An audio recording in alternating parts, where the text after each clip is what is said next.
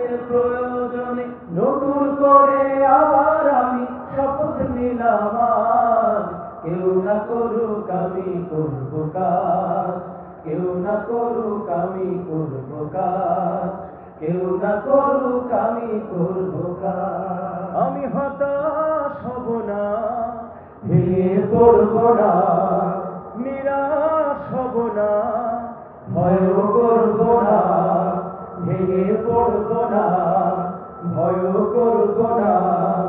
দিনের কাজে ব্যস্ত রব বরং সকাল সাজ, দিনের কাজে ব্যস্ত রব বরং সকাল সাজ, কেউ না করুক আমি করব কাজ, কেউ না করুক আমি করব কাজ, কেউ না করুক আমি করব কাজ। এবং এই মাদ্রাসা আমাকে তাহারাত শিখিয়েছে।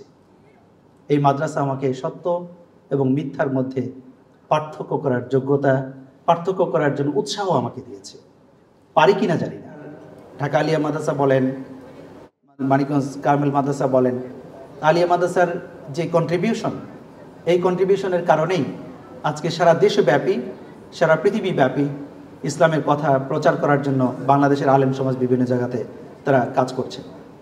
এবং এই আলেম সমাজ শুধুমাত্র সভ্যতার উন্নয়ন নয়, সভ্যতার বিকাশ নয়, বরং ডেমোক্রেসির উন্নয়ন এবং বিকাশেও তারা কাজ করেছেন।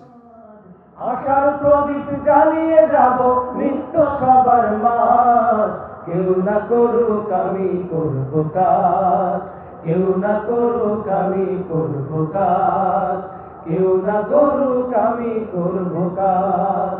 আল কোরআনের আহ্বানে দিন কায়েমের প্রয়োজনে, আল কোরআনের আহ্বানে দিন কায়েমের প্রয়োজনে